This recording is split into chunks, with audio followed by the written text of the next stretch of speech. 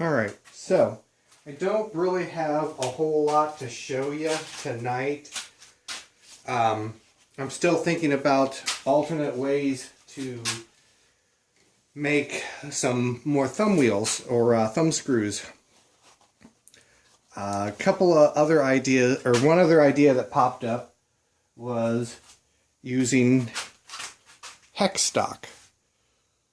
So I've got a couple of different pieces of hex stock, but unfortunately this one's probably way too big for anything I want to do, and this one's a little bit small.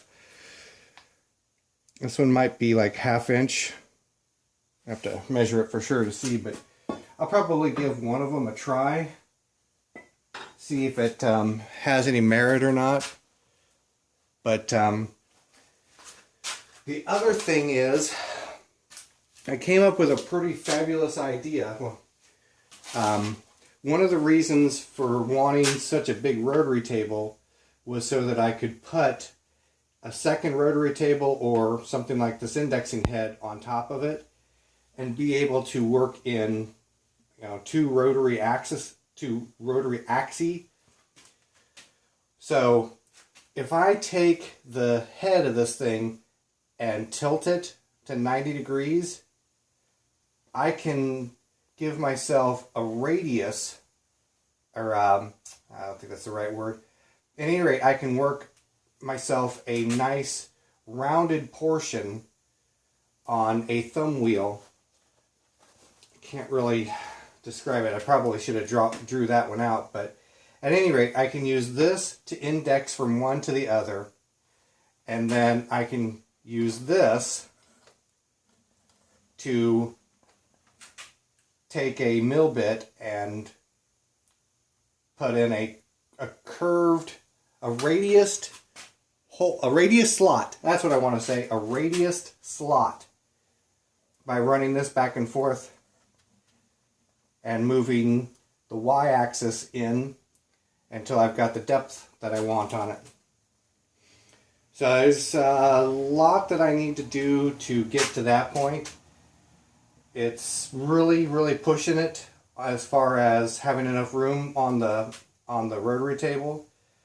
I may either have to get rid of this and make some collets for it, or I might have to build me a fixture to slide this out a little bit farther, because I'm still, maybe almost 2 inches beyond the center line of the rotary table. So I don't think that's quite going to give me the effect that I'm looking for. I think I need to have my material virtually right on the center line of this rotary table to be able to do that effectively. But at any rate, that's one of those things that's way down the line. I got a little visitor.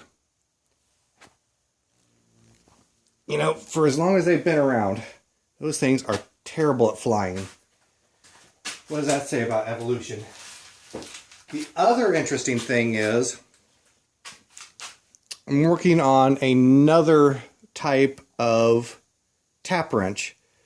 So in theory, this would just be made out of an aluminum bar stock. The thing that would kind of set this apart, and this would be totally experimental, I don't know if it'll work or if it won't, is basically using set screws, 4 set screws, to secure the actual tap in there. And then of course, I can actually use thumb screws if I want to, or just leave it, keep it with a clean look, and just use set screws. So we'll see how that turns out. That's one of those things. I don't even know if I've got the right bar stock and aluminum that I can do anything with it at the moment anyways, but I figured I'd call this one the X because, it's got that X shape in the middle. But it'd be really, really simple, I think, to produce something like this. It's just be a question of whether or not the set screws will be an effective way of securing a tap. So I'll be kind of eager to see how that unfolds. This might actually be something that I'll spend a little bit more time on in the near future, because I'm kind of excited about that one. Well, I mean, what can I say? I'm kind of excited about tap wrenches in general, but I'm kind of, I guess you could say I'm kind of working myself into a position where I'm trying to find the perfect tap wrench. So, I think that's about it on this. Tomorrow I've got an Amazon shipment coming that should give me some knurling wheels, so eventually I'll be building some kind of knurling tool. But otherwise, I think I'll sign off on that note.